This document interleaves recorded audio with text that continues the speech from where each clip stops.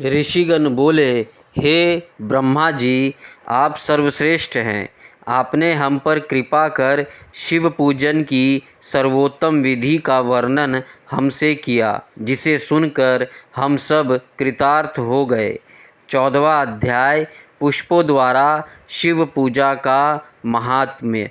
ऋषियों ने पूछा, हे महाभाग, अब आप यह बताइए कि भगवान शिव जी की किन किन फूलों से पूजा करनी चाहिए। विभिन्न फूलों से पूजा करने पर क्या क्या फल प्राप्त होते हैं। सूत जी बोले, हे ऋषियों, यही प्रश्न नारद जी ने ब्रह्मा जी से किया था। ब्रह्मा जी ने उन्हें पुष्पों द्वारा शिव जी की पूजा के महात्म्य को बताया।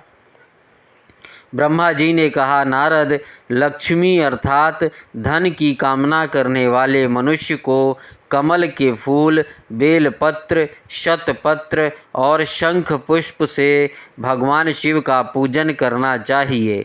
1,00,000 पुष्पों द्वारा भगवान शिव की पूजा होने पर सभी पापों का नाश हो जाता है और लक्ष्मी की प्राप्ति होती है।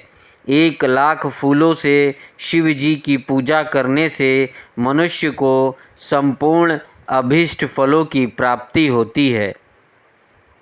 जिसके मन में कोई कामना ना हो, वह उपासक इस पूजन से शिव स्वरूप हो जाता है।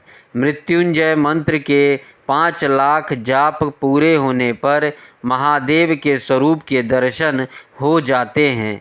1,00,000 जाप से शरीर की शुद्धि हो जाती है। दूसरे लाख के जाप से पहले जन्म की बातें याद आ जाती है। तीसरे लाख जाप के पूर्ण होने पर इच्छा की गई सभी वस्तुओं की प्राप्ति हो जाती है। चौथे लाख जाप पूर्ण होने पर भगवान शिव सपने में दर्शन देते हैं।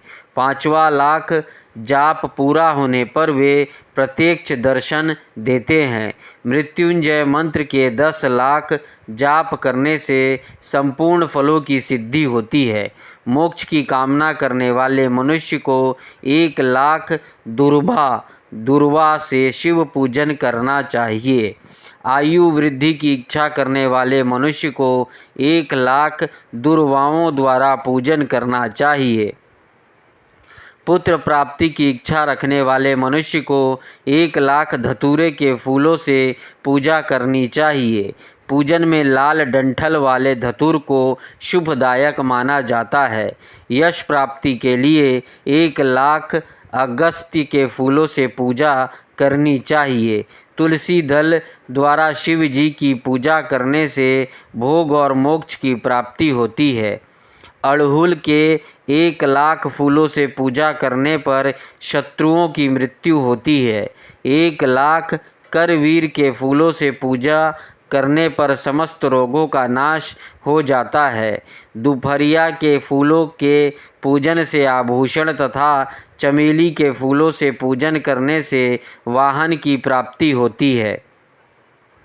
अलसी के फूलों से शिव पूजन करने से विष्णु जी भी प्रसन्न होते हैं। बेलों के फूलों से अर्घ्य देने पर अच्छे जीवन साथी की प्राप्ति होती है।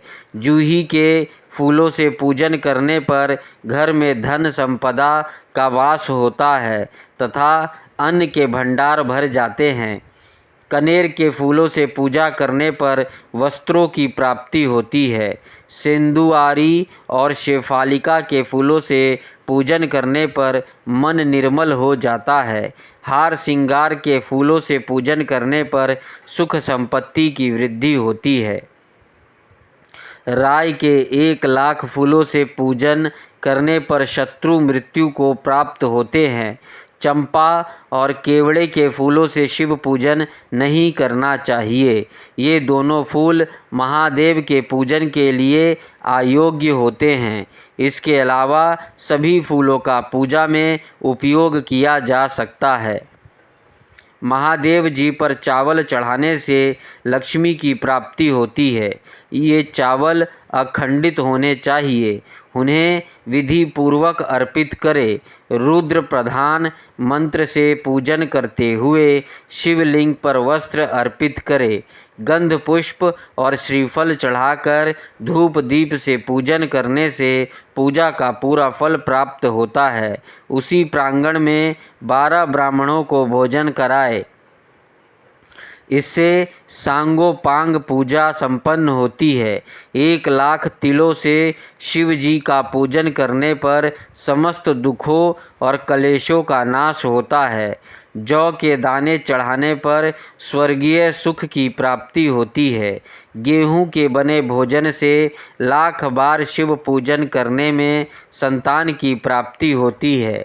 मूंग से पूजन करने पर उपासक को धर्म, अर्थ और काम भोग की प्राप्ति होती है तथा वह पूजा समस्त सुखों को देने वाली है। उपासक को निष्काम होकर मोक्ष की प्राप्ति के लिए भगवान शिव की पूजा करनी चाहिए। भक्ति भाव से विधि पूर्वक शिव का पूजा करके जलधारा समर्पित करनी चाहिए। शतरुद्रीय मंत्र से 11 रुद्र जप, सूक्त, षडंग, महामृत्युंजय और गायत्री मंत्र में नमः लगाकर नामों से अथवा प्रणव ओम मंत्र द्वारा शास्त्र उक्त मंत्रों से जलधारा शिवलिंग पर चढ़ाए। धारा पूजन से संतान की प्राप्ति होती है। सुख और संतान की वृद्धि के लिए जलधारा का पूजन उत्तम होता है। उपासक को भस्म धारण प्रेम पूर्वक शुभ एवं दिव्य द्रवों द्वारा शिव पूजन कर उनके सहस्त्र नामों का जाप करते हुए शिवलिंग पर घी की धारा चढ़ानी चाहिए। इससे वंश का विस्तार होता है। 10,000 मंत्रों द्वारा इस प्रकार किया गया पूजन रोगों को समाप्त करता है तथा मनोवांछित फल की प्राप्ति होती है। नपुंसक पुरुष को शिव जी का पूजन घी से करना चाहिए। ब्राह्मणों को भोजन कराना चाहिए और प्राजापत्य का व्रत रखना चाहिए। बुद्धिहीन मनुष्य को दूध में शक्कर मिलाकर इसकी धारा शिवलिंग पर चढ़ानी चाहिए। इससे भगवान प्रसन्न होकर उत्तम बुद्धि प्रदान करते हैं। यदि मनुष्य का मन उदास रहता हो, जी उचट जाए, कहीं भी प्रेम ना रहे, दुख बढ़ जाए और घर में सदैव लड़ाई रहती हो तो मनुष्य को शक्कर मिश्रित दूध 10,000 मंत्रों का जाप करते हुए शिवलिंग को अर्पित करना चाहिए। खुशबू वाला तेल चढ़ाने पर भोगों की वृद्धि होती है। यदि शिव जी पर शहद चढ़ाया जाए तो टीबी जैसा रोग भी समाप्त हो जाता है। शिव जी को गन्ने का रस चढ़ाने से आनंद की प्राप्ति होती है। गंगा सागर को चढ़ाने से भोग और मोक्ष की प्राप्ति होती है। उपरोक्त वस्तुओं को अर्पित करते समय मृत्युंजय मंत्र के 10,000 जाप करने चाहिए और 11 ब्राह्मणों को भोजन कराना चाहिए। इस प्रकार शिव जी की विधि सहित पूजा करने से पुत्र पौत्र आदि सहित सब सुखों को भोग कर अंत में शिवलोक की प्राप्ति होती है। 15वां अध्याय सृष्टि का वर्णन। नारद जी ने पूछा, हे पितामह, आपने बहुत सी ज्ञान बढ़ाने वाली उत्तम बातों को सुनाया। कृपया इसके अलावा और भी जो आप सृष्टि एवं उससे संबंधित लोगों के बारे में जानते हैं हमें बताने की कृपा करें। ब्रह्मा जी बोले, मुने, हमें आदेश देकर जब महादेव जी अंतर्धान हो गए तो मैं उनकी आज्ञा का पालन करते हुए ध्यान मग्न होकर अपने कर्तव्यों के विषय में सोचने लगा। उस समय भगवान श्रीहरि विष्णु से ज्ञान प्राप्त कर मैंने सृष्टि की रचना करने का निश्चय किया। भगवान विष्णु मुझे आवश्यक उपदेश देकर वहाँ से चले गए। भगवान शिव की कृपा से ब्रह्मांड से बाहर बैकुंठ धाम में जा पहुँचे और वहीं निवास करने लगे। सृष्टि की रचना करने के उद्देश्य से मैंने भगवान शिव और विष्णु का स्मरण करके जल को हाथ में लेकर ऊपर की ओर उछाला। इससे वह एक अंड प्रकट हुआ। जो 24 तत्वों का समूह कहा जाता है, वह विराट आकार वाला अंड जड़ रूप में था। उसे चेतनता प्रदान करने हेतु मैं कठोर तप करने लगा और 12 वर्ष तक तप करता रहा। तब श्रीहरि स्वयं प्रकट हुए और प्रसन्नता पूर्वक बोले। श्री विष्णु ने कहा, ब्राह्मण, मैं तुम पर प्रसन्न हूँ। जो इच्छा हो वह वर मांग लो। भगवान शिव की कृपा से मैं सब कुछ देने में समर्थ हूँ।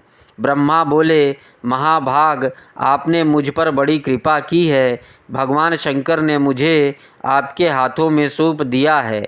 आपको मैं नमस्कार करता हूँ। कृपा कर इस विराट 24 तत्वों से बने अंड को चेतना प्रदान कीजिए। मेरा ऐसा कहने पर श्री विष्णु ने अनंत रूप धारण कर अंड में प्रवेश किया। उस समय उनके सहस्त्रों मस्तक, सहस्त्रों आँखें और सहस्त्रों पैर थे।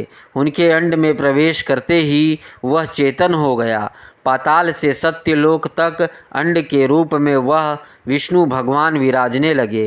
अंड में विराजमान होने के कारण विष्णु जी वैराज पुरुष कहलाए। पंचमुख महादेव ने अपने निवास हेतु कैलाश नगर का निर्माण किया। देवऋषि संपूर्ण ब्रह्मांड का नाश होने पर भी बैकुंठ और कैलाश अमर रहेंगे, अर्थात इनका नाश नहीं हो सकता। महादेव की आज्ञा से ही मुझ में सृष्टि की रचना करने की इच्छा उत्पन्न हुई है।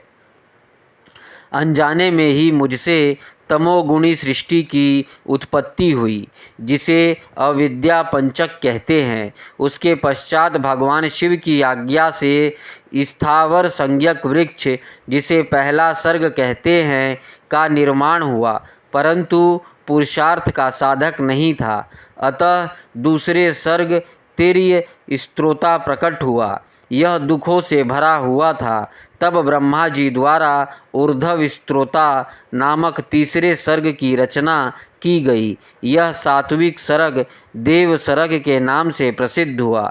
यह सर्ग सत्यवादी तथा परम सुखदायक है। इसकी रचना के उपरांत मैंने पुनः शिव चिंतन आरंभ कर दिया।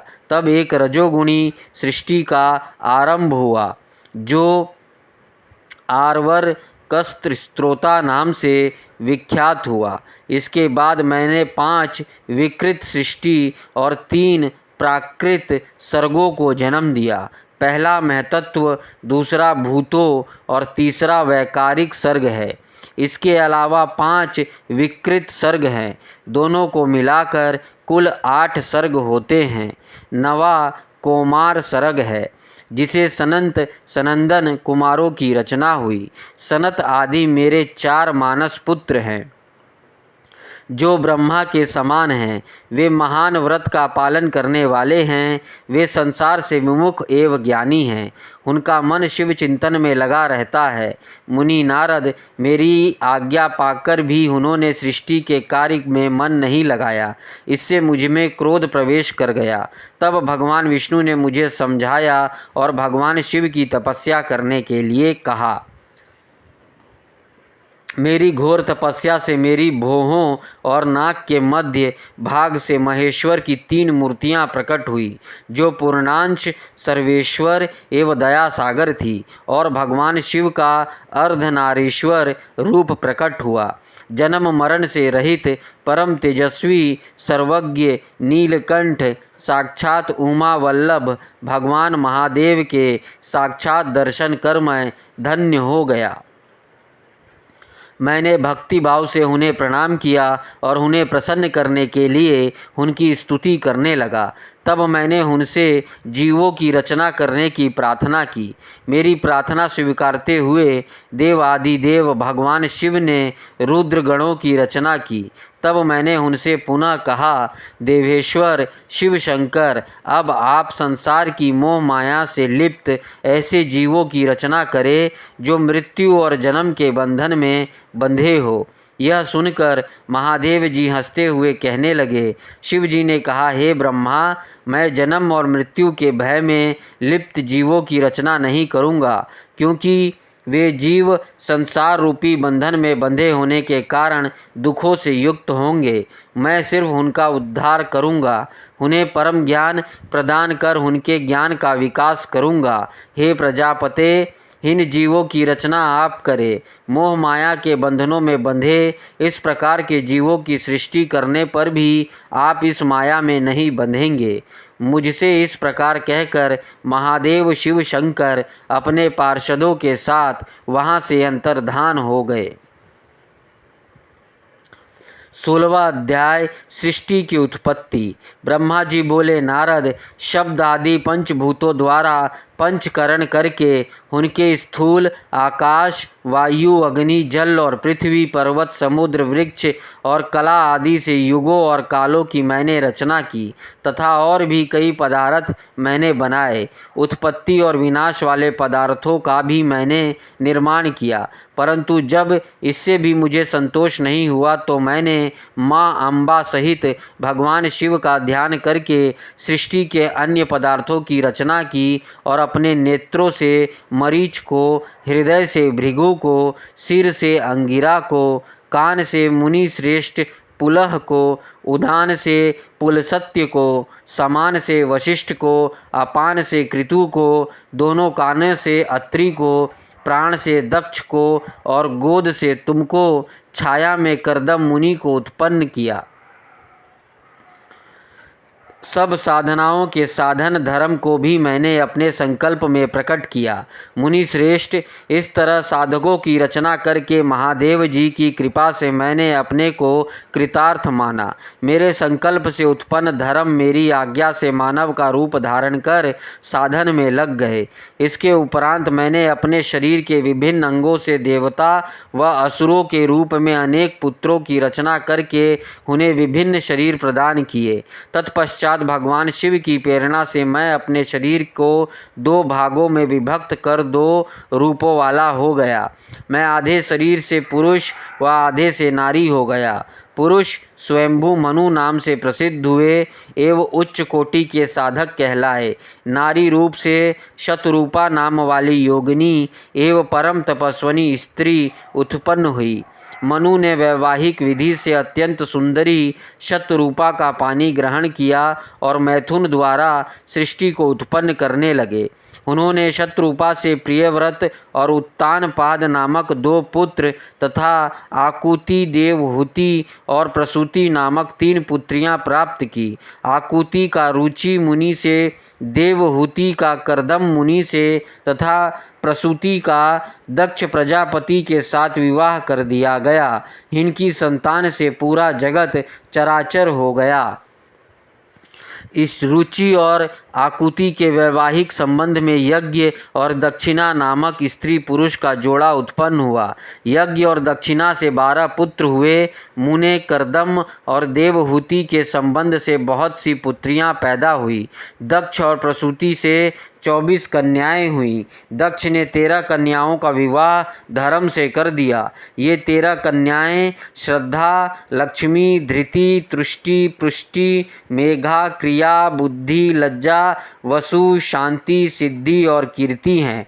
अन्य 11 कन्याएं ख्याति, सती, संभूति, स्मृति, प्रीति, क्षमा, सनति, अनसुईया, ऊर्जा, स्वाहा और स्वधा का विवाह भृगु, शिव, मरीचि, अंगिरा, पुलसत्य, पुलह, कृतु, अत्रि, वशिष्ठ, अग्नि और पितर नामक मुनियों से संपन्न हुआ।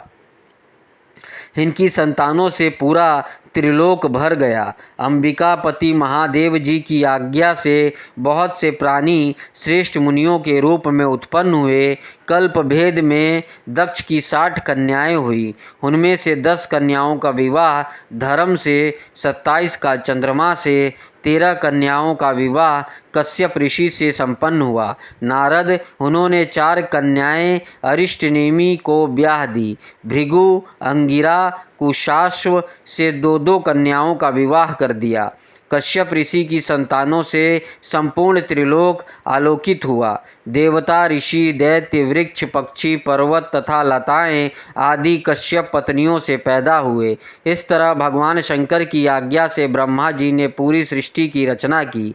सर्वव्यापी शिव जी द्वारा तपस्या के लिए प्रकट देवी, जिन्हें रुद्रदेव ने त्रिशूल के अग्रभाग पर रखकर उनकी रक्षा की, वे सती देवी ही दक्ष से प्रकट हुई थी। उन्होंने भक्तों को उद्धार करने के लिए अनेक लीलाएं की। इसी प्रकार देवी शिवा ही सती के रूप में भगवान शंकर की अर्धांगिनी बनी, परंतु अपने पिता के यज्ञ में अपने पति का अपमान देखकर उन्होंने अपने शरीर को यज्ञ की अग्नि में भस्म कर दिया। देवताओं की प्रार्थना पर ही वे माँ सती पार्वती के रूप में प्रकट हुई और कठिन तपस्या करके उन्होंने पुनः भगवान भोलेनाथ को प्राप्त कर लिया। वे इस संसार में कालिका, चंडिका, भद्रा, चामुंडा, विजया, जया, जयंती, भद्रकाली, दुर्गा, भगवती, कामाख्या, कामदा, अम्बा, मृडानी और सर्वमंगला आदि अनेकों नामों से पूजी जाती है। देवी का ये नाम भोग और मोक्ष को देने वाला है। मुनि नारद, इस प्रकार मैंने तुम्हें सृष्टि की उत्पत्ति की कथा सुनाई। पूरा ब्रह्मांड भगवान शिव की आज्ञा से मेरे द्वारा रचा गया है। ब्रह्मा, विष्णु और रुद्र आदि तीनों देवता उन्हीं महादेव के अंश हैं। भगवान शिव निर्गुण और सगुण हैं। वे शिवलोक में शिवा के साथ निवास करते हैं। 17वां अध्याय पापी गुण निधि की कथा। सूत जी कहते हैं, हे ऋषियों, तत्पश्चात नारद जी ने विनय पूर्वक प्रणाम किया और उनसे पूछा, भगवान शंकर कैलाश पर कब गए और महात्मा कुबेर से उनकी मित्रता कहाँ और कैसे हुई? प्रभु शिवजी कैलाश पर क्या करते हैं? कृपा कर मुझे बताइए, इसे सुनने के लिए मैं बहुत उत्सुक हूँ। ब्रह्मा जी बोले, हे नारद, मैं तुम्हें चंद्रमौली भगवान शिव के विषय में बताता हूँ। कापिल्य नगर में यज्ञदत्त दीक्षित नामक एक ब्राह्मण रहते थे, जो अत्यंत प्रसिद्ध थे। वे यज्ञ विद्या में बड़े पारंगत थे। उनका गुणनिधि नामक एक 8 वर्षीय पुत्र था। उसका यज्ञोपवीत हो चुका था और वह भी बहुत सी विद्याएं जानता था, परंतु वह दुराचारी और जुआरी हो गया। वह हर वक्त खेलता कूदता रहता था तथा गाना बजाने वालों का साथी हो गया था। माता के बहुत कहने पर भी वह पिता के समीप नहीं जाता था और उनकी किसी आज्ञा को नहीं मानता था। उसके पिता घर के कार्यों तथा दीक्षा आदि देने में लगे रहते थे। जब घर पर आकर अपनी पत्नी से गुणनिधि के बारे में पूछते तो वह झूठ कह देती कि वह कहीं स्नान करने या देवताओं का पूजन करने गया है। केवल एक ही पुत्र होने के कारण वह अपने पुत्र की कमियों को छुपाती रहती थी। उन्होंने अपने पुत्र का विवाह भी कर दिया। माता नित्य अपने पुत्र को समझाती थी। वह उसे यह भी समझाती थी कि तुम्हारी बुरी आदतों के बारे में तुम्हारे पिता को पता चल गया तो वे क्रोध के आवेश में हम दोनों को मार देंगे। परंतु गुणनिधि पर माँ के समझाने का कोई प्रभाव नहीं पड़ता था। एक दिन उसने अपने पिता की अंगूठी चुरा ली और उसे जुए में हार गया। देव योग से उसके पिता की अंगूठी के विषय में पता चल गया। जब उन्होंने अंगूठी जुआरी के हाथ में देखी और उससे पूछा तो जुआरी ने कहा, मैंने कोई चोरी नहीं की है, अंगूठी मुझे तुम्हारे पुत्र ने ही दी है। यही नहीं बल्कि उसने और जुआरियों को भी बहुत सारा धन घर से लाकर दिया है। परंतु आश्चर्य तो यह है कि तुम जैसा पंडित भी अपने पुत्र के लक्षणों को नहीं जान पाए। यह सारी बातें सुनकर पंडित दीक्षित का सिर शर्म से झुक गया। वे सिर झुकाकर और अपना मुंह ढककर अपने घर की ओर चल दिए। घर पहुंचकर गुस्से से उन्होंने अपनी पत्नी को पुकारा। अपनी पत्नी से उन्होंने पूछा, तेरा लाडला पुत्र कहाँ गया है? मेरी अंगूठी जो मैंने सुबह तुम्हें दी थी वह कहाँ है? मुझे जल्दी से दो। पंडित की पत्नी ने फिर झूठ बोल दिया, मुझे स्मरण नहीं है और वह कहाँ है। अब तो दीक्षित जी को और भी क्रोध आ गया। वे अपनी पत्नी से बोले, तू बड़ी सत्यवादिनी है, इसलिए मैं जब भी गुणनिधि के बारे में पूछता हूँ तब मुझे अपने बातों से बहला देती है। यह कहकर दीक्षित जी घर के अन्य सामानों को ढूंढने लगे, किंतु उन्हें कोई वस्तु ना मिली, क्योंकि वे सब वस्तुएं गुणनिधि जुए में हार चुका था। क्रोध में आकर पंडित ने अपनी पत्नी और पुत्र को घर से निकाल दिया और दूसरा विवाह कर लिया। 18वां अध्याय गुणनिधि को मोक्ष की प्राप्ति। ब्रह्मा जी बोले, हे नारद, जब यह समाचार गुणनिधि को मिला तो उसे अपने भविष्य की चिंता हुई। वह कई दिनों तक भूखा प्यासा भटकता रहा। एक दिन भूख प्यास से व्याकुल वह एक शिव मंदिर के पास बैठ गया। एक शिव भक्त अपने परिवार सहित शिव पूजन के लिए विविध सामग्री लेकर वहां आया था। उसने परिवार सहित भगवान शिव का विधि विधान से पूजन किया और नाना प्रकार के पकवान शिवलिंग पर चढ़ाए। पूजन के बाद वे लोग वहां से चले गए तो गुणनिधि ने भूख से मजबूर होकर उस भोग को चोरी करने का विचार किया और मंदिर में चला गया। उस समय अंधेरा हो चुका था, इसलिए उसने अपने वस्त्र को जलाकर उजाला किया। यह मानो उसने भगवान शिव के सम्मुख दीप जलाकर दीपदान किया था। जैसे ही वह सब भोग उठाकर भागने लगा, उसके पैरों की धमक से लोगों को पता चल गया कि उसने मंदिर में चोरी की है। सभी उसे पकड़ने के लिए दौड़े और उसका पीछा करने लगे। नगर के लोगों ने उसे खूब मारा। उनकी मार को उसका भूखा शरीर सहन नहीं कर सका। उसके प्राण पखेरु उड़ गए।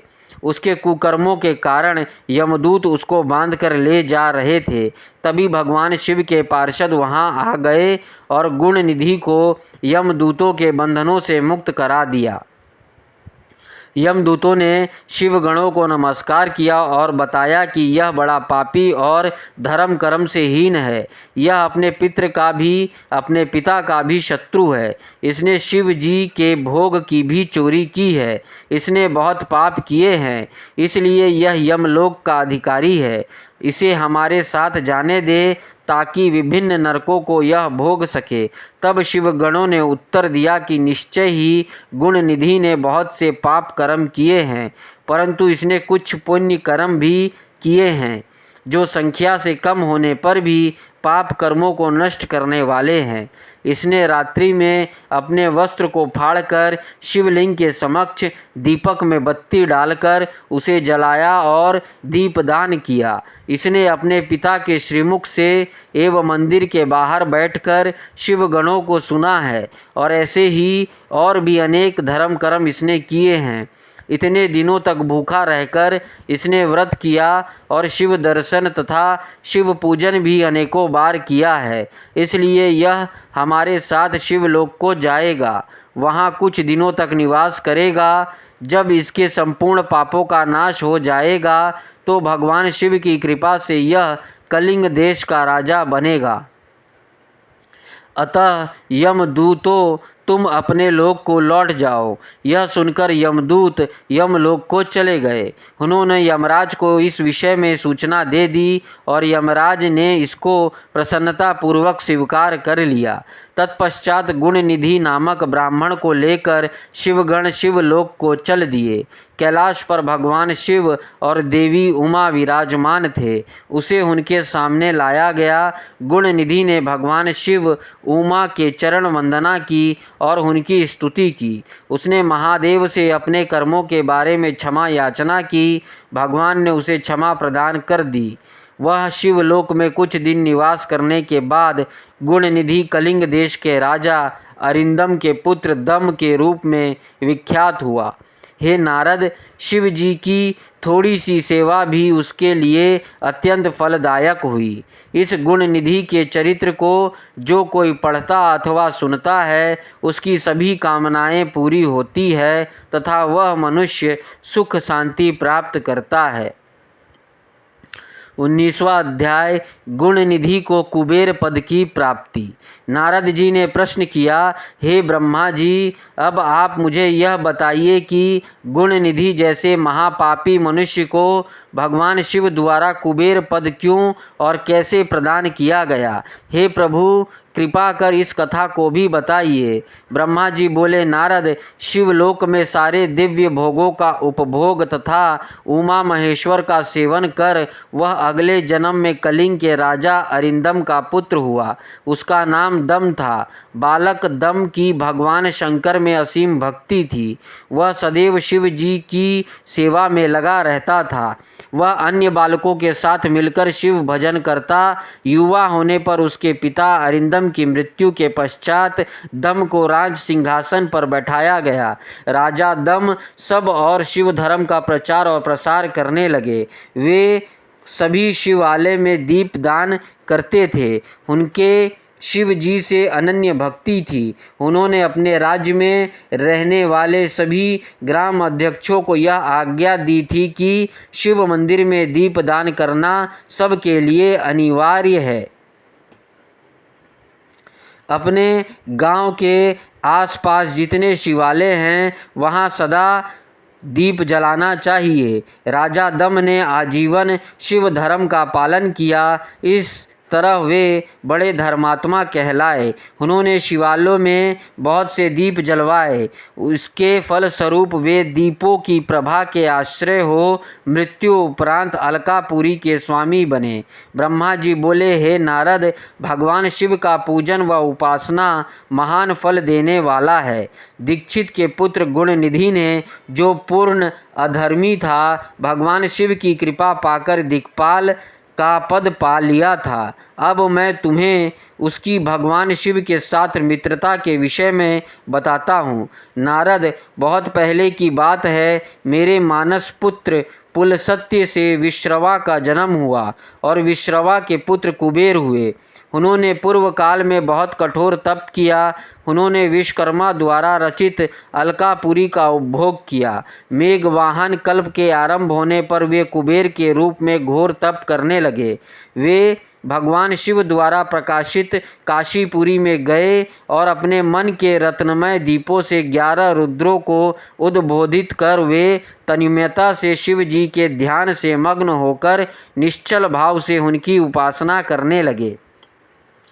वहाँ उन्होंने शिवलिंग की प्रतिष्ठा की। उत्तम पुष्पों द्वारा शिवलिंग का पूजन किया। कुबेर पूरे मन से तप में लगे थे। उनके पूरे शरीर में केवल हड्डियों का ढांचा और चमड़ी ही बची थी। इस प्रकार उन्होंने 10,000 वर्षों तक तपस्या की। तत्पश्चात भगवान शिव अपने दिव्य शक्ति उमा के भव्य रूप के साथ कुबेर के पास गए। अलकापति कुबेर मन को एकाग्र कर शिवलिंग के सामने तपस्या में लीन थे। भगवान शिव ने कहा, अलकापते, मैं तुम्हारी भक्ति और तपस्या से प्रसन्न हूँ। तुम मुझसे अपनी इच्छा अनुसार वर मांग सकते हो। यह सुनकर जैसे ही कुबेर ने आंखें खोली तो उन्हें अपने सामने भगवान नीलकंठ खड़े दिखाई दिए। उनका तेज सूर्य के समान था। उनके मस्तक पर चंद्रमा अपनी चांदनी बिखेर रहा था। उनके तेज से कुबेर की आंखें चौंधिया गई। तत्काल उन्होंने अपनी आंखें बंद कर ली। वे भगवान शिव से बोले, भगवान, मेरे नेत्रों को वह शक्ति दीजिए जिससे मैं आपके चरण अरविंदों का दर्शन कर सकूं। कुबेर की बात सुनकर भगवान शिव ने अपनी हथेली से कुबेर को स्पर्श कर देखने की शक्ति प्रदान की। दिव्य दृष्टि प्राप्त होने पर वे आंखें फाड़ फाड़ कर देवी उमा की ओर देखने लगे। वे सोचने लगे कि भगवान शिव के साथ यह सर्वांग सुंदरी कौन है। इसने ऐसा कौन सा तप किया है जो इसे भगवान शिव की कृपा से उनका सामीप्य रूप और सौभाग्य प्राप्त हुआ है। वे देवी उमा को निरंतर देखते जा रहे थे।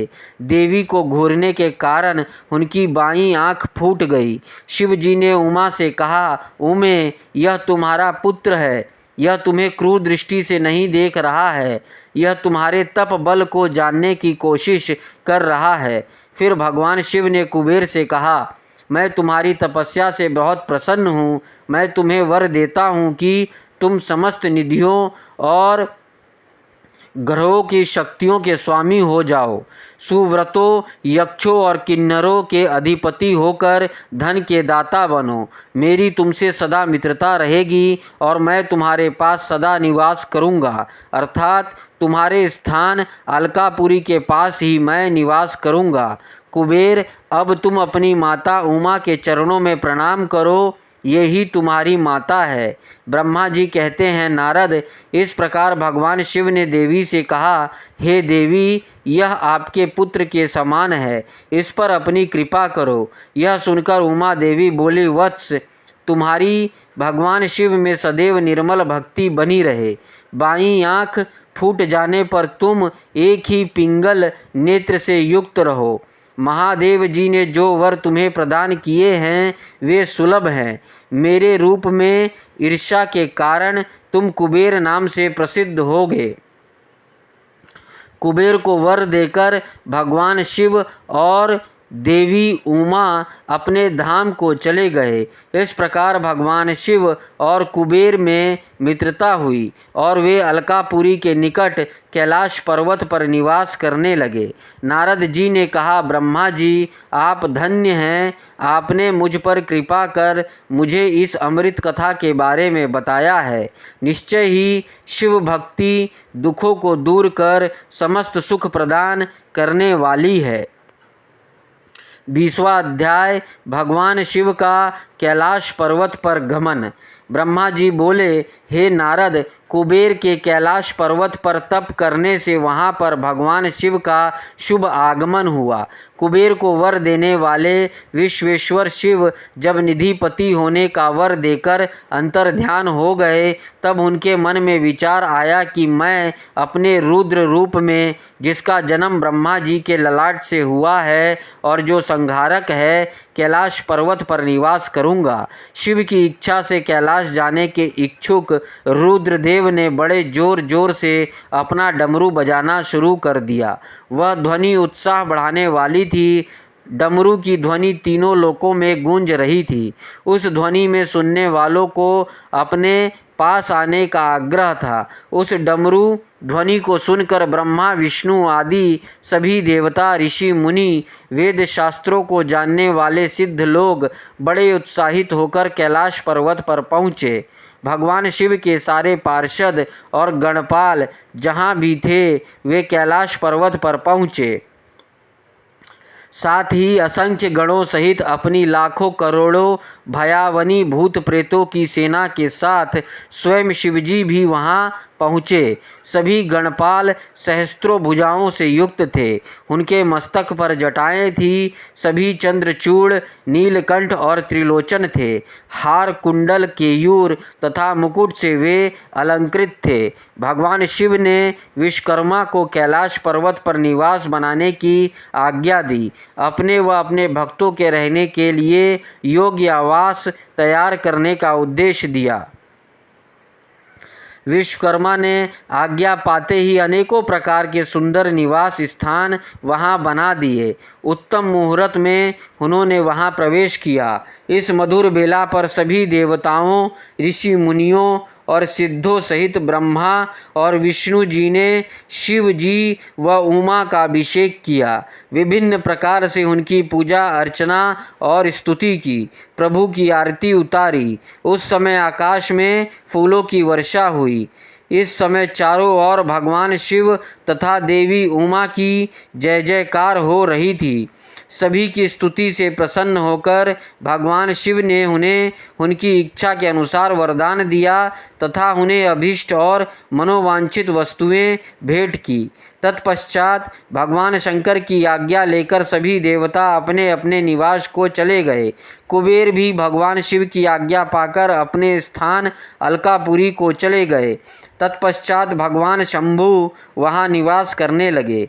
वे योग साधना में लीन होकर ध्यान में मग्न रहते। कुछ समय तक वहाँ अकेले निवास करने के बाद उन्होंने दक्ष कन्या देवी सती को पत्नी रूप में प्राप्त कर लिया। देवऋषि अब रुद्र भगवान देवी सती के साथ वहाँ सुखपूर्वक विहार करने लगे। हे नारद, इस प्रकार मैंने तुम्हें भगवान शिव के रुद्र अवतार का वर्णन और उनके कैलाश पर आगमन की उत्तम कथा सुनाई।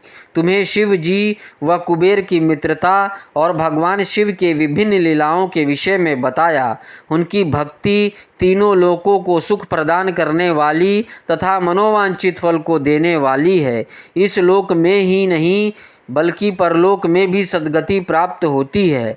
इस कथा को जो भी मनुष्य एकाग्र होकर सुनता या पढ़ता है वह इस लोक में सुख और भोगों को पाकर मोक्ष को प्राप्त होता है। नारद जी ने ब्रह्मा जी का धन्यवाद किया और उनकी स्तुति की। वे बोले कि प्रभु, आपने मुझे इस अमृत कथा को सुनाया है। आप महाज्ञानी हैं, आप सभी की इच्छाओं को पूर्ण करते हैं। मैं आपका आभारी हूँ। शिव चरित्र जैसा श्रेष्ठ ज्ञान आपने मुझे दिया है। हे प्रभो, मैं आपको बारंबार नमन करता हूँ। ओम नमः शिवाय। श्री रुद्र संहिता द्वितीयाखंड, पहला अध्याय, सती चरित्र। नारद जी ने पूछा, हे ब्रह्मा जी, आपके श्रीमुख से मंगलकारी व अमृतमयी शिव कथा सुनकर मुझमें उनके विषय में और अधिक जानने की लालसा उत्पन्न हो गई है। अतः भगवान शिव के बारे में मुझे बताइए। विश्व की सृष्टि करने वाले हे ब्रह्मा जी, मैं सती के विषय में भी जानना चाहता हूँ। सदाशिव योगी होते हुए एक स्त्री के साथ विवाह करके गृहस्थ कैसे हो गए? उन्हें विवाह करने का विचार कैसे आया?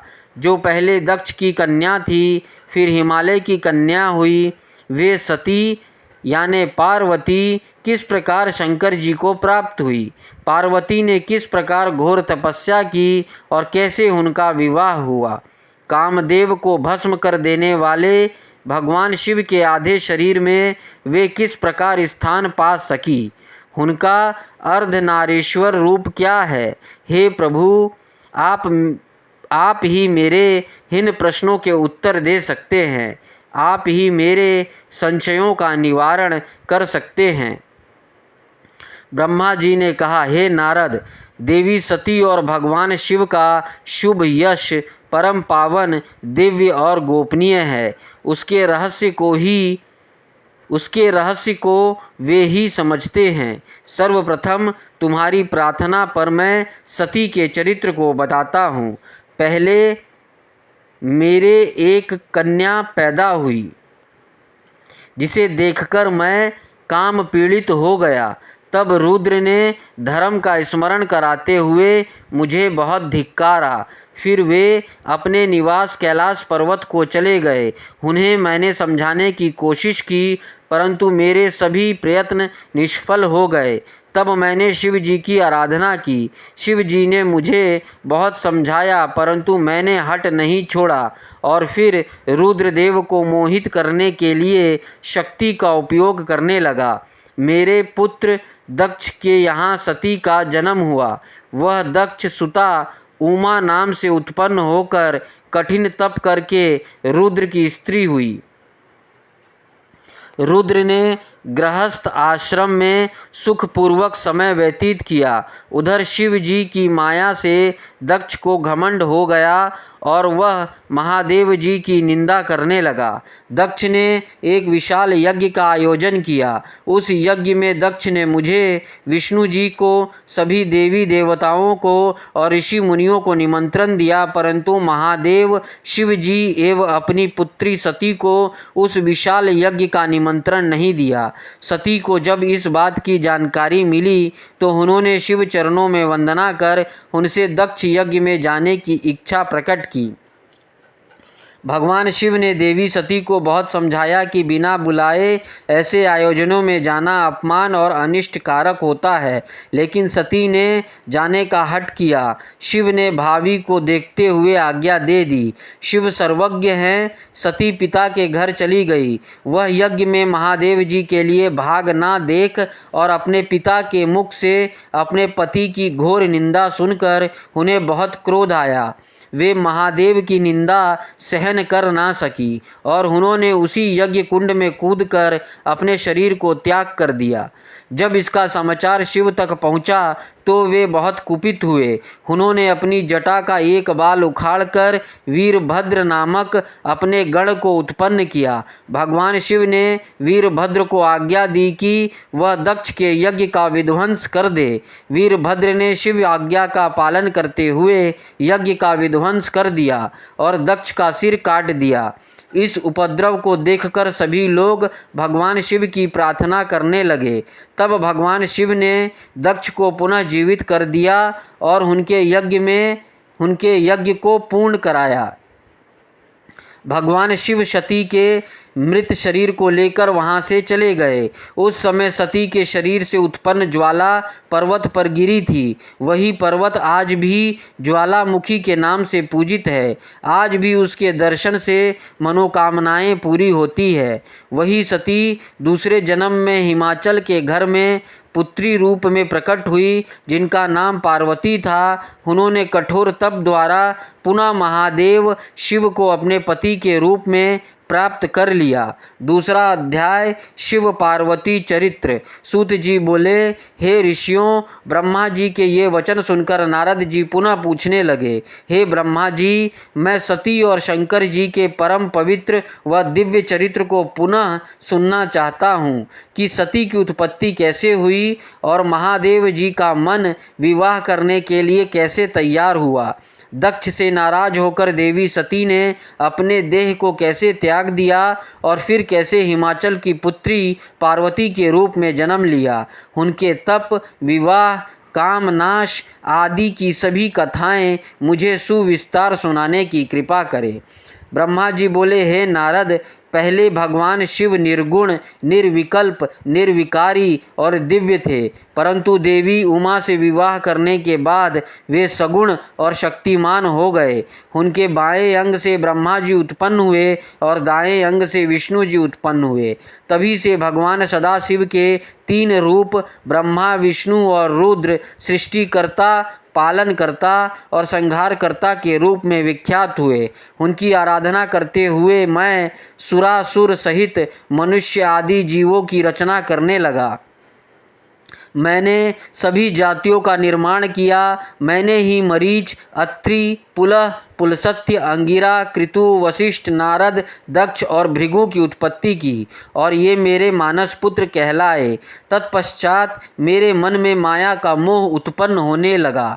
तब मेरे हृदय से अत्यंत मनोहारी और सुंदर रूप वाली नारी प्रकट हुई। उसका नाम संध्या था। वह दिन में क्षीण होती, परंतु रात में उसका रूप सौंदर्य और निखर जाता था। वह साय संध्या ही थी। संध्या निरंतर मंत्र का जाप करती थी। उसके सौंदर्य से ऋषि मुनि का मन भी भ्रमित हो जाता था। इसी प्रकार मेरे मन से एक मनोहर रूप वाला पुरुष भी प्रकट हुआ।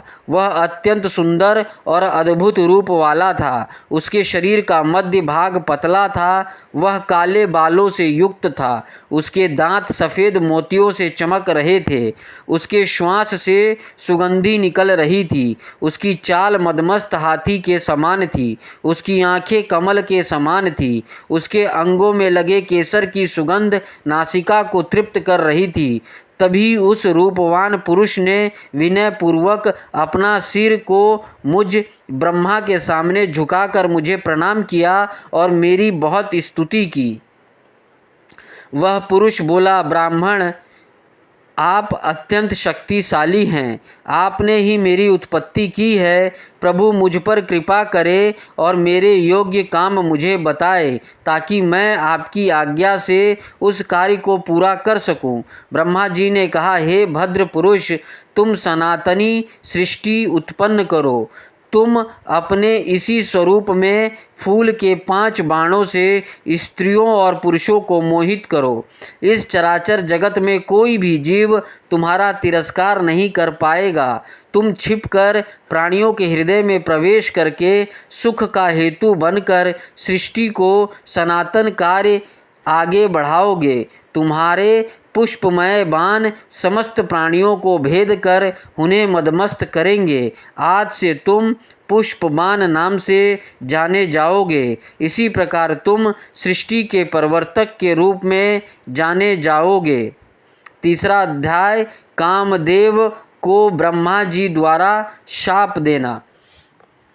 ब्रह्मा जी ने कहा, हे नारद, सभी ऋषि मुनि उस पुरुष के लिए उचित नाम खोजने लगे। तब सोच विचार कर वे बोले कि तुमने उत्पन्न होते ही ब्रह्मा का मन मंथन कर दिया है, अतः तुम्हारा पहला नाम मनमंथ होगा। तुम्हारे जैसा इस संसार में कोई नहीं है, इसलिए तुम्हारा दूसरा नाम काम होगा, तीसरा नाम मदन और चौथा नाम कंदर्प होगा। अपने नामों के विषय में जानते ही काम ने अपने 5 बाणों का नामकरण कर उनका परीक्षण किया। काम ने अपने 5 बाणों का हर्षण, रोचन, मोहन, शोषण और मारन नाम से सुशोभित किया। ये बाण ऋषि मुनियों को भी मोहित कर सकते थे। उस स्थान पर बहुत से देवता व ऋषि उपस्थित थे। उस समय संध्या भी वहीं थी। कामदेव द्वारा चलाए गए बाणों के फल स्वरूप सभी मोहित हो गए। सबके मनों में विकार आ गया। सभी काम के वशीभूत हो चुके थे। प्रजापति, मरीचि, अत्रि, दक्ष आदि सब मुनियों के साथ ब्रह्मा जी भी काम के वश में होकर संध्या को पाने की इच्छा करने लगे। ब्रह्मा व उनके मानस पुत्रों सभी को एक कन्या पर मोहित होते देखकर धर्म को बहुत दुख हुआ। धर्म ने धर्म रक्षक त्रिलोकीनाथ का स्मरण किया। तब मुझे देखकर शिव जी हंसे और कहने लगे, हे ब्रह्मा, अपनी पुत्री के ही प्रति तुम मोहित कैसे हो गए? सूर्य का दर्शन करने वाले दक्ष, मरीचि आदि योगियों का निर्मल मन कैसे स्त्री को देखते ही मलिन हो गया? जिन देवताओं का मन स्त्री के प्रति आसक्त हो, उनके साथ शास्त्र संगीत संगति किस प्रकार की जा सकती है? इस प्रकार के शिव वचन सुनकर मुझे बहुत लज्जा का अनुभव हुआ और मेरा पूरा शरीर पसीने पसीने हो गया। मेरा विकार समाप्त हो गया, परंतु मेरे शरीर से जो पसीना नीचे गिरा उससे पितृगणों की उत्पत्ति हुई। उससे 64,000 आग्नेयश्वार्तो पितृगण उत्पन्न हुए और 86,000 बहिर्षद पितर हुए। एक सर्वगुण संपन्न अति सुंदर कन्या भी उत्पन्न हुई, जिसका नाम रति था। उसका रूप सौंदर्य देखकर ऋतु आदि स्खलित हो गए एवं उससे अनेकों पितरों की उत्पत्ति हुई। इस प्रकार संध्या से बहुत से पितरों की उत्पत्ति हुई। शिव जी ने वहाँ से अंतर्धान होने पर मैं काम पर क्रोधित हुआ। मेरे क्रोधित होने पर काम ने वह बाण वापस खींच लिया। बाण के निकलते ही मैं क्रोध की अग्नि से जलने लगा। मैंने काम को शिव बाण से भस्म होने का शाप दे डाला।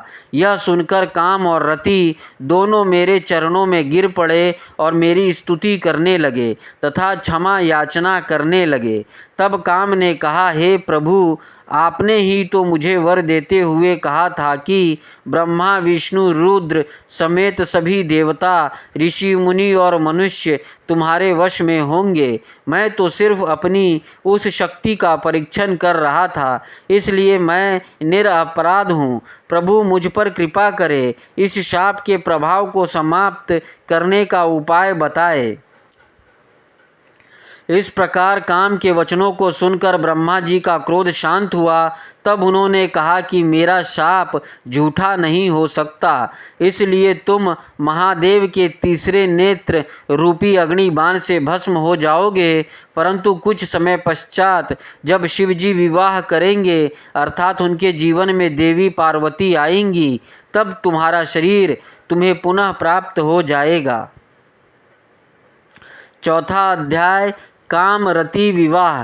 नारद जी ने पूछा, हे ब्रह्मा जी, इसके पश्चात क्या हुआ? आप मुझे इसके आगे की कथा भी बताएं। भगवान काम और रति का विवाह हुआ या नहीं?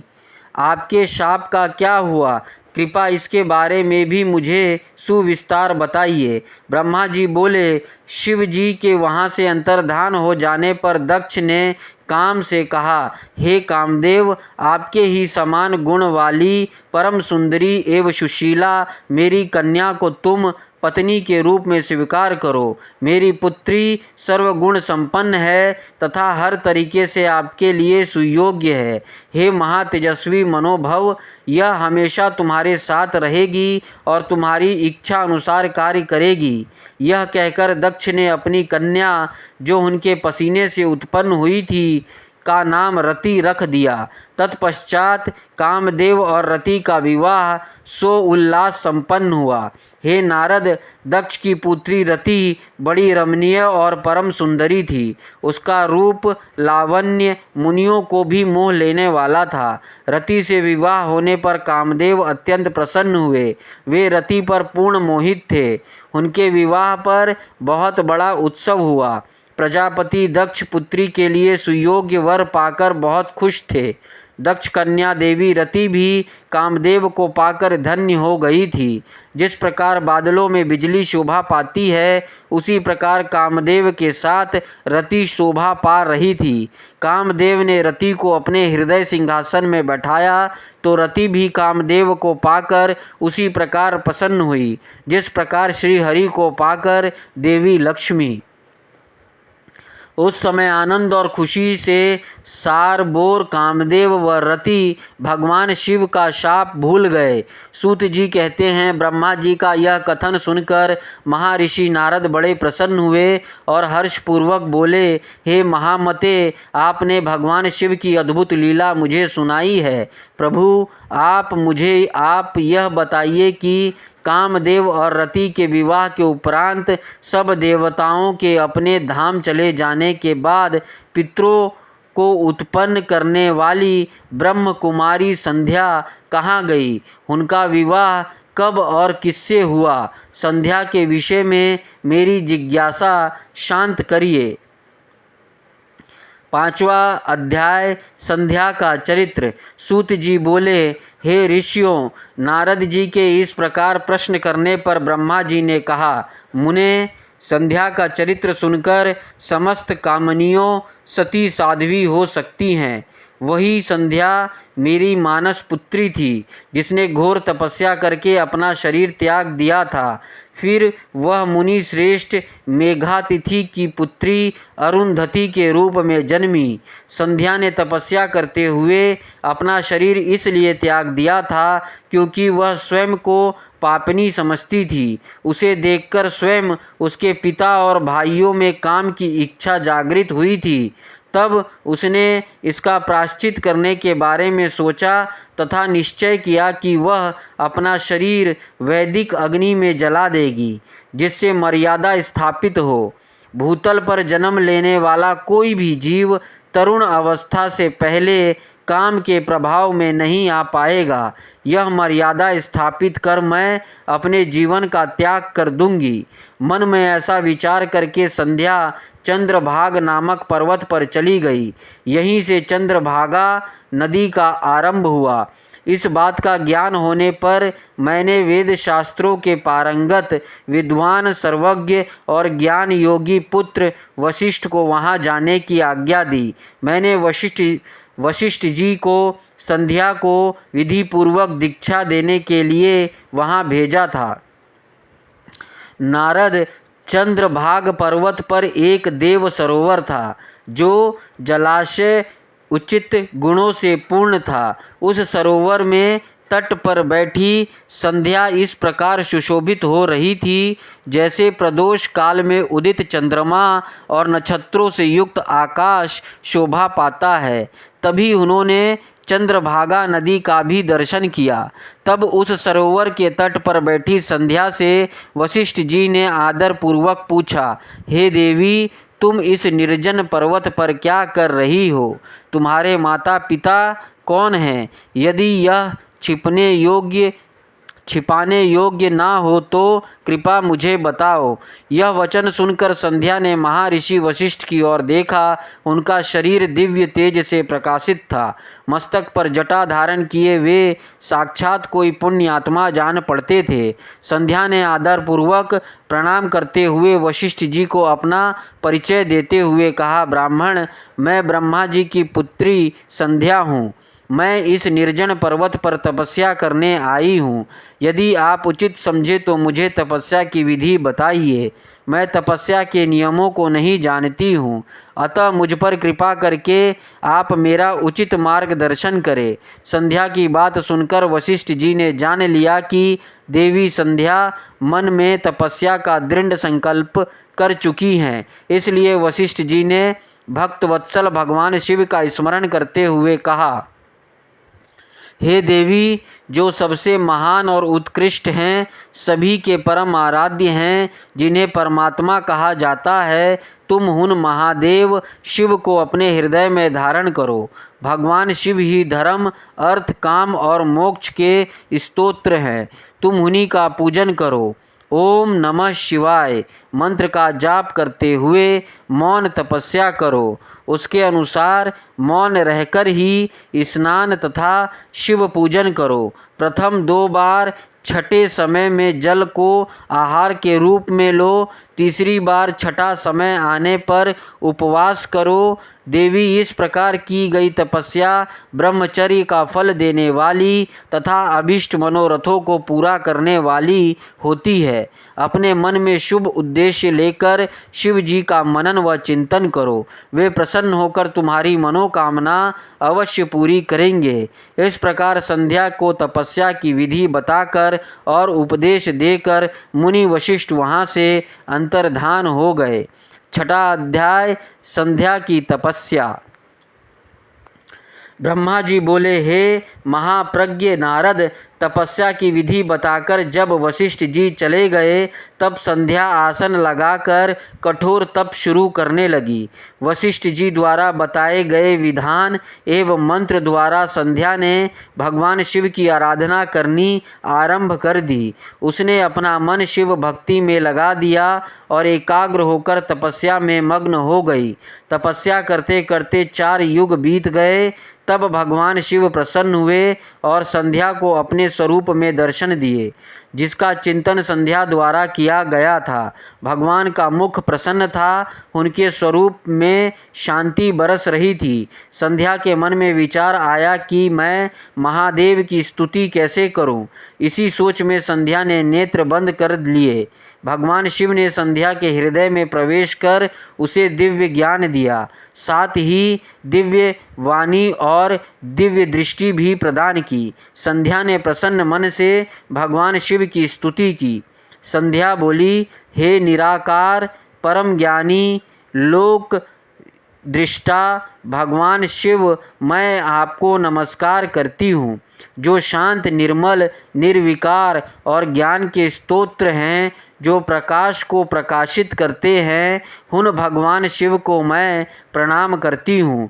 जिनका रूप आदित्य, शुद्ध, माया रहित, प्रकाशमान, सच्चिदानंदमय, नित्यानंदमय, सत्य, ऐश्वर्य से युक्त तथा लक्ष्मी और सुख देने वाला है, उन परमपिता परमेश्वर को मेरा नमस्कार है।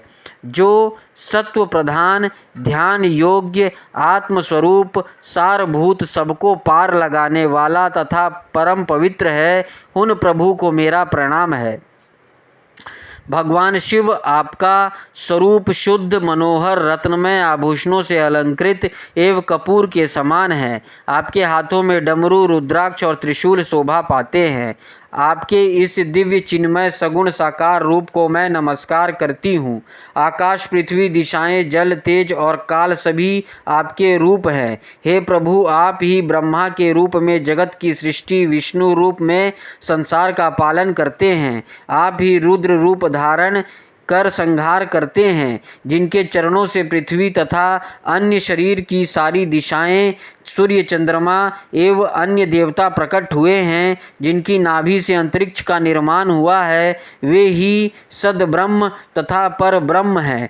आपसे ही सारे जगत की उत्पत्ति हुई है, जिनके स्वरूप और गुणों का वर्णन स्वयं ब्रह्मा विष्णु भी नहीं कर सकते। भला उन त्रिलोकीनाथ भगवान शिव की स्तुति मैं कैसे कर सकती हूँ। मैं एक अज्ञानी और मूर्ख स्त्री हूँ। मैं किस प्रकार आपको पूजूं कि आप मुझ पर प्रसन्न हो। हे प्रभु, मैं बारंबार आपको नमस्कार करती हूँ। ब्रह्मा जी बोले, नारद, संध्या द्वारा कहे गए वचनों से भगवान शिव बहुत प्रसन्न हुए। उसकी स्तुति ने उन्हें द्रवित कर दिया। भगवान शिव बोले, हे देवी, मैं तुम्हारी तपस्या से बहुत प्रसन्न हूँ, अतः तुम्हारी जो इच्छा हो वह वर मांगो। तुम्हारी इच्छा मैं अवश्य पूर्ण करूँगा। भगवान शिव के ये वचन सुनकर संध्या खुशी से उन्हें बार बार प्रणाम करती हुई बोली, हे महेश्वर, यदि आप मुझ पर प्रसन्न होकर कोई वर देना चाहते हैं और यदि मैं अपने पूर्व पापों से शुद्ध हो गई हूँ, तो हे महेश्वर, हे देवेश, आप मुझे वरदान दीजिए कि आकाश, पृथ्वी और किसी भी स्थान में रहने वाले जो भी प्राणी इस संसार में जन्म ले, वे जन्म लेते ही काम भाव से युक्त ना हो जाएं। हे प्रभु, मेरे पति भी सहृदय और मित्र के समान हो और अधिक कामी ना हो। उनके अलावा जो भी मनुष्य मुझे साकाम भाव से देखे वह पुरुषत्वहीन अर्थात नपुंसक हो जाए। हे प्रभु, मुझे यह वरदान भी दीजिए कि मेरे समान विख्यात और परम तपस्विनी तीनों लोकों में और कोई ना हो। निष्पाप संध्या के वरदान मांगने को सुनकर भगवान शिव बोले, हे देवी संध्या, तथास्तु। तुम जो चाहती हो मैं तुम्हें प्रदान करता हूँ। प्राणियों के जीवन में अब 4 अवस्थाएं होंगी। पहली शैशव अवस्था, दूसरी कौमार्य अवस्था, तीसरी यौवन अवस्था और चौथी वृद्धावस्था। तीसरी अवस्था अर्थात यौवन अवस्था में ही मनुष्य साकाम होगा। कहीं कहीं दूसरी अवस्था के अंत में भी प्राणी साकाम हो सकते हैं। तुम्हारी तपस्या से प्रसन्न होकर ही मैंने यह मर्यादा निर्धारित की है। तुम परम सती होगी और तुम्हारे पति के अतिरिक्त जो भी मनुष्य तुम्हें साकाम भाव से देखेगा वह तुरंत पुरुषत्वहीन हो जाएगा। तुम्हारा पति महान तपस्वी होगा जो कि 7 कल्पों तक जीवित रहेगा। इस प्रकार मैंने तुम्हारे द्वारा मांगे गए दोनों वरदान तुम्हें प्रदान कर दिए हैं। अब मैं तुम्हें तुम्हारी प्रतिज्ञा को पूर्ण करने का साधन बताता हूँ। तुमने अग्नि में अपना शरीर त्यागने की प्रतिज्ञा की थी। मुनिवर, मेघातिथि का एक यज्ञ चल रहा है जो कि 12 वर्ष तक चलेगा। उसमें अग्नि बड़े जोरों से जल रही है। तुम उसी अग्नि में अपना शरीर त्याग दो। चंद्रभागा नदी के तट पर ही तपस्वियों का आश्रम है जहाँ महायज्ञ हो रहा है। तुम उस अग्नि में प्रकट होकर मेघातिथि की पुत्री होगी। अपने मन में जिस पुरुष की इच्छा करके तुम शरीर त्यागोगी वही पुरुष तुम्हें पति रूप में प्राप्त होगा। संध्या, जब तुम इस पर्वत पर तपस्या कर रही थी तब त्रेता युग में प्रजापति दक्ष की बहुत सी कन्याएं हुई। उनमें से 27 कन्याओं का विवाह उन्होंने चंद्रमा से कर दिया। चंद्रमा उन सबको छोड़कर केवल रोहिणी से प्रेम करते थे। तब यक्ष ने क्रोधित होकर उन्हें शाप दे दिया। चंद्रमा को शाप से मुक्त कराने के लिए उन्होंने चंद्रभागा नदी की रचना की। उसी समय मेघातिथि यहाँ उपस्थित हुए थे।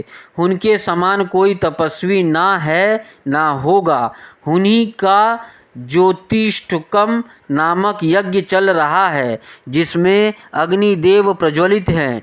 तुम उसी आग में अपना शरीर डालकर पवित्र हो जाओ और अपनी प्रतिज्ञा पूरी करो। इस प्रकार उपदेश देकर भगवान शिव वहाँ से अंतर्धान हो गए।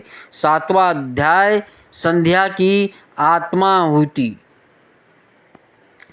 ब्रह्मा जी कहते हैं, नारद, जब भगवान शिव देवी संध्या को वरदान देकर वहाँ से अंतर्धान हो गए तब संध्या उस स्थान पर गई जहाँ पर मुनि मेघातिथि यज्ञ कर रहे थे। उन्होंने अपने हृदय में तेजस्वी ब्रह्मचारी वशिष्ठ जी का स्मरण किया तथा उन्हीं को पति रूप में पाने की इच्छा लेकर संध्या महायज्ञ को प्रज्वलित अग्नि में कूद गई। अग्नि में उसका शरीर जलकर सूर्यमंडल में प्रवेश कर गया। तब सूर्य ने पितरों और देवताओं की तृप्ति के लिए उसे 2 भागों में बांटकर रथ में स्थापित कर दिया। उसके शरीर का ऊपरी भाग प्रातः संध्या हुआ और शेष भाग साय संध्या हुआ। साय संध्या से पितरों को संतुष्टि मिलती है। सूर्योदय से पूर्व जब आकाश में लाली छाई होती है अर्थात अरुणोदय होता है, उस समय देवताओं का पूजन करें। जिस समय लाल कमल के समान सूर्य अस्त होता है अर्थात डूबता है, उस समय पितरों का पूजन करना चाहिए। भगवान शिव ने संध्या के प्राणों को दिव्य शरीर प्रदान कर दिया। जब मेघातिथि मुनि का यज्ञ समाप्त हुआ तब उन्होंने एक कन्या को, जिसकी कांति सोने के समान थी, अग्नि में पड़े देखा। उसे मुनि ने भली प्रकार स्नान कराया और अपने गोद में बैठा लिया। उन्होंने उसका नाम अरुंधति रखा। यज्ञ के निर्विघ्न समाप्त होने पर पुत्री प्राप्त होने के कारण मेघातिथि मुनि बहुत प्रसन्न थे। उन्होंने अरुंधति का पालन आश्रम में ही किया। वह धीरे धीरे उसी चंद्रभागा नदी के तट पर रहते हुए बड़ी होने लगी। जब वह विवाह योग्य हुई तो हम त्रिदेव ब्रह्मा, विष्णु और महेश ने मेघा मुनि से बात कर उसका विवाह मुनि वशिष्ठ से करा दिया। मुने मेघातिथि की पुत्री महासाध्वी अरुंधति अति पतिव्रता थी। वह मुनि वशिष्ठ को पति रूप में पाकर बहुत प्रसन्न थी। वह उनके साथ रमण करने लगी। उससे शक्ति आदि शुभ एवं श्रेष्ठ पुत्र उत्पन्न हुए। हे नारद, इस प्रकार मैंने तुम्हें परम पवित्र देवी संध्या का चरित्र सुनाया है। यह समस्त अभीष्ट फलों को देने वाला है। यह परम पावन और दिव्य है। जो स्त्री पुरुष इस शुभ व्रत का पालन करते हैं उनकी सभी कामनाएं पूरी होती है। 8वां अध्याय काम की हार। सूत जी बोले, हे ऋषियों, जब इस प्रकार प्रजापति ब्रह्मा जी ने कहा तब उनके वचनों को सुनकर नारद जी आनंदित होकर बोले, हे ब्राह्मण, मैं आपको बहुत धन्यवाद देता हूँ कि आपने इस दिव्य कथा को मुझे सुनाया है। हे प्रभु, अब आप मुझे संध्या के विषय में और बताइए कि विवाह के बाद उन्होंने क्या किया। क्या उन्होंने दोबारा तप किया या नहीं। सूत जी बोले, इस प्रकार नारद जी ने ब्रह्मा जी से पूछा। उन्होंने यह भी पूछा कि जब कामदेव रति के साथ विवाह करके वहाँ से चले गए और दक्ष आदि सभी मुनि वहाँ से चले गए, संध्या भी तपस्या के लिए वहाँ से चली गई, तब वहाँ पर क्या हुआ। ब्रह्मा जी बोले, हे श्रेष्ठ नारद, तुम भगवान शिव के परम भक्त हो। तुम उनकी लीला को अच्छी प्रकार जानते हो। पूर्व काल में जब मैं मोह में फंस गया तब भगवान शिव ने मेरा मजाक उड़ाया। तब मुझे बड़ा दुख हुआ। मैं भगवान शिव से ईर्ष्या करने लगा। मैं दक्ष मुनि के यहाँ गया। देवी रति और कामदेव भी वहीं थे। मैंने उन्हें बताया कि शिव जी ने किस प्रकार मेरा मजाक उड़ाया था। मैंने पुत्रों से कहा कि तुम ऐसा प्रयत्न करो जिससे महादेव शिव किसी कमनीय कांति वाली स्त्री से विवाह कर ले। मैंने प्रभु शिव को मोहित करने के लिए कामदेव और रति को तैयार किया। कामदेव ने मेरी आज्ञा को मान लिया। कामदेव बोले, हे ब्रह्मा जी, मेरा अस्त्र तो सुंदर स्त्री ही है, अतः आप भगवान शिव के लिए किसी परम सुंदरी की सृष्टि कीजिए। यह सुनकर मैं चिंता में पड़ गया। मेरी तेज सांसों से पुष्पों से सजे बसंत का आरंभ हुआ। बसंत और मलयानल ने कामदेव की सहायता की। इनके साथ कामदेव ने शिव जी को मोहने की चेष्टा की पर सफल नहीं हुए। मैंने मरुतगणों के साथ पुनः उन्हें शिव जी के पास भेजा। बहुत प्रयत्न करने पर भी वे सफल नहीं हो पाए। अतः मैंने बसंत आदि सहचरों सहित रति को साथ लेकर शिव जी को मोहित करने को कहा। फिर कामदेव प्रसन्नता से रति और अन्य सहायकों को साथ लेकर शिव जी के स्थान को चले गए।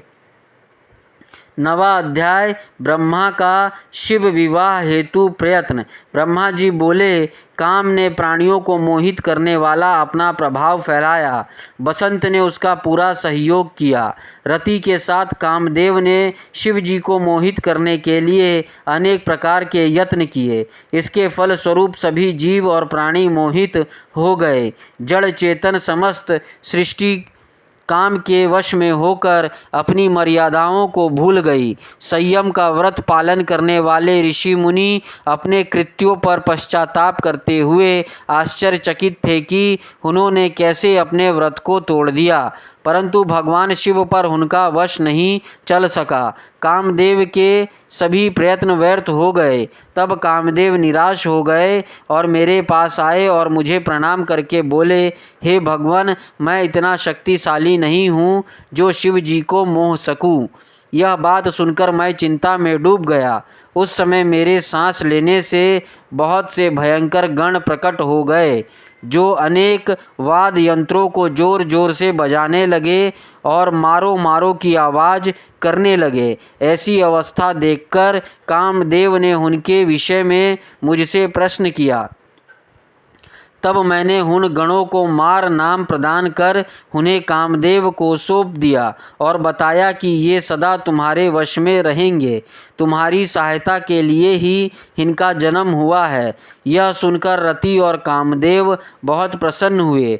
काम ने कहा, प्रभु, मैं आपकी आज्ञा के अनुसार पुनः शिव जी को मोहित करने के लिए जाऊंगा, परंतु मुझे यह लगता है कि मैं उन्हें मोहने में सफल नहीं हो पाऊंगा। साथ ही मुझे इस बात का भी डर है कि कहीं वे आपके शाप के अनुसार मुझे भस्म ना कर दे। यह कहकर कामदेव रति, बसंत और अपने मारगणों को साथ लेकर पुनः शिवधाम को चले गए। कामदेव ने शिव जी को मोहित करने के लिए बहुत से उपाय किए, परंतु वे परमात्मा शिव को मोहित करने में सफल ना हो सके। फिर कामदेव वहाँ से वापस आ गए और मुझे अपने असफल होने की सूचना दी। मुझसे कामदेव कहने लगे कि हे ब्राह्मण, आप ही शिव जी को मोह में डालने का उपाय करें। मेरे लिए उन्हें मोहना संभव नहीं है। 10वां अध्याय ब्रह्मा विष्णु संवाद। ब्रह्मा जी बोले, नारद, काम के चले जाने पर श्री महादेव जी के मोहित कराने का मेरा अहंकार गिरकर चूर चूर हो गया, परंतु मेरे मन में यही चलता रहा कि ऐसा क्या करूं जिससे महात्मा शिव जी स्त्री ग्रहण कर ले। यह सोचते सोचते मुझे विष्णु जी का स्मरण हुआ। उन्हें याद करते ही पीताम्बरधारी श्री विष्णु मेरे सामने प्रकट हो गए। मैंने उनकी प्रसन्नता के लिए उनकी बहुत स्तुति की। तब विष्णु जी मुझसे पूछने लगे कि मैंने उनका स्मरण किस उद्देश्य से किया था। यदि तुम्हें कोई दुख या कष्ट है तो कृपा मुझे बताओ, मैं उस दुख को मिटा दूंगा। तब मैंने उनसे कहा, हे केशव, यदि भगवान शिव किसी तरह पत्नी ग्रहण कर ले अर्थात विवाह कर ले तो मेरे सभी दुख दूर हो जाएंगे, मैं पुनः सुखी हो जाऊंगा। मेरी यह बात सुनकर भगवान मधुसूदन हंसने लगे और मुझे लोक दृष्टा ब्रह्मा का हर्ष बढ़ाते हुए बोले, हे ब्रह्मा जी, मेरी बातों को सुनकर आपके सभी भ्रमों का निवारण हो जाएगा। शिव जी ही सबके कर्ता और भर्ता हैं। वे ही इस संसार का पालन करते हैं, वे ही पापों का नाश करते हैं। भगवान शिव ही परब्रह्म, परेश, निर्गुण, नित्य, अनिर्देश, निर्विकार, अद्वितीय, अनंत और सबका अंत करने वाले हैं। वे सर्वव्यापी हैं। तीनों गुणों का आश्रय देने वाले ब्रह्मा, विष्णु और महेश नाम से प्रसिद्ध रजोगुण, तमोगुण, सतगुण से दूर एवं माया से रहित है। भगवान शिव योग परायण और भक्त वत्सल हैं। हे विधे, जब भगवान शिव ने आपकी कृपा से हमें प्रकट किया था, उस समय उन्होंने हमें बताया था कि यद्यपि ब्रह्मा, विष्णु और रुद्र तीनों मेरे ही अवतार होंगे, परंतु रुद्र को मेरा पूर्ण रूप माना जाएगा। इसी प्रकार देवी उमा के भी 3 रूप होंगे। एक रूप का नाम लक्ष्मी होगा और वह श्री हरि की पत्नी होंगी।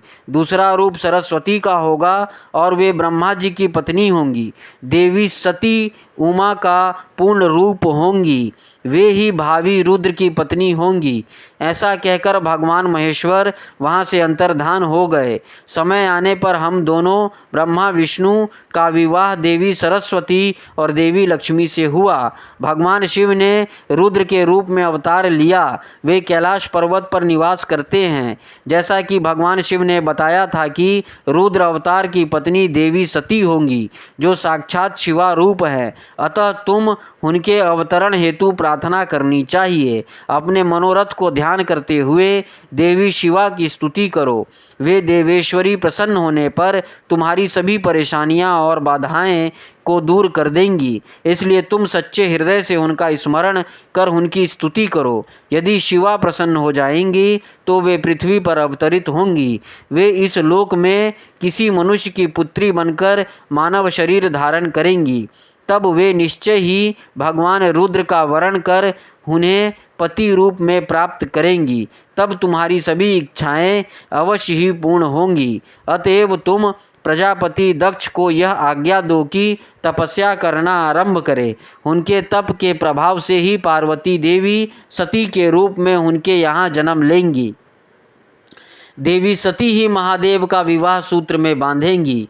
शिवा और शिवजी दोनों निर्गुण और परम ब्रह्म स्वरूप हैं और अपने भक्तों के पूर्णतः अधीन हैं। वे उनकी इच्छा अनुसार कार्य करते हैं। ऐसा कहकर भगवान श्री हरि विष्णु वहाँ से अंतर्धान हो गए। उनकी बात सुनकर मुझे बड़ा संतोष हुआ, क्योंकि मुझे मेरे दुखों और कष्टों का निवारण करने का उपाय मालूम हो गया था। 11वां अध्याय। ब्रह्मा जी की काली देवी से प्रार्थना। नारद जी बोले, पूज्य पिताजी, विष्णु जी के वहाँ से चले जाने पर क्या हुआ? ब्रह्मा जी कहने लगे कि जब भगवान विष्णु वहाँ से चले गए तो मैं देवी दुर्गा का स्मरण करने लगा और उनकी स्तुति करने लगा। मैंने माँ जगदम्बा से यही प्रार्थना की कि वे मेरा मनोरथ पूर्ण करे। वे पृथ्वी पर अवतरित होकर भगवान शिव का वरण कर उन्हें विवाह बंधन में बांधे। मेरी अनन्य भक्ति स्तुति से प्रसन्न हो योग निंद्रा चामुंडा मेरे सामने प्रकट हुई। उनकी कंजल सी कांति रूप सुंदर और दिव्या था। वे 4 भुजाओं वाली शेर पर बैठी थी। उन्हें सामने देख मैंने उनको अत्यंत नम्रता से प्रणाम किया और उनकी पूजा उपासना की। तब मैंने उन्हें बताया कि देवी भगवान शिव रुद्र रूप में कैलाश पर्वत पर निवास कर रहे हैं। वे समाधि लगाकर तपस्या में लीन हैं। वे पूर्ण योगी हैं। भगवान रुद्र ब्रह्मचारी हैं और वे गृहस्थ जीवन में प्रवेश नहीं करना चाहते। वे विवाह नहीं करना चाहते। अतः आप उन्हें मोहित कर उनकी पत्नी बनना स्वीकार करें। हे देवी, स्त्री के कारण ही भगवान शिव ने मेरा मजाक उड़ाया है और मेरी निंदा की है। इसलिए मैं भी उन्हें स्त्री के लिए आसक्त देखना चाहता हूँ। देवी, आपके अलावा कोई भी इतना शक्तिशाली नहीं है कि वह भगवान शंकर को मोह में डाले। मेरा आपसे अनुरोध है कि आप प्रजापति दक्ष के यहाँ उनकी कन्या के रूप में जन्म ले और भगवान शिव का वरण कर उन्हें गृहस्थ आश्रम में प्रवेश कराएं। देवी चामुंडा बोली, हे ब्रह्मा, भगवान शिव तो परम योगी हैं। भला उनको मोहित करके तुम्हें क्या लाभ होगा? इसके लिए तुम मुझसे क्या चाहते हो? मैं तो हमेशा ही से ही उनकी दासी हूँ। उन्होंने अपने भक्तों का उद्धार करने के लिए ही रुद्र अवतार धारण किया है। यह कहकर वे शिव जी का स्मरण करने लगी। फिर वे कहने लगी कि यह तो सच है कि कोई भगवान शिव को मोह माया के बंधनों में नहीं बांध सकता। इस संसार में कोई भी शिव जी को मोहित नहीं कर सकता। मुझ में भी इतनी शक्ति नहीं है कि उन्हें उनके कर्तव्य पथ से विमुख कर सकूं। फिर भी आपकी प्रार्थना से प्रसन्न होकर मैं इसका प्रयत्न करूंगी, जिससे भगवान शिव मोहित होकर विवाह कर ले। मैं सती रूप धारण कर पृथ्वी पर अवतरित होऊंगी। यह कहकर देवी वहाँ से अंतर्धान हो गई। 12वां अध्याय दक्ष की तपस्या। नारद जी ने पूछा, हे ब्रह्मा जी, उत्तम व्रत का पालन करने वाले प्रजापति दक्ष ने तपस्या करके देवी से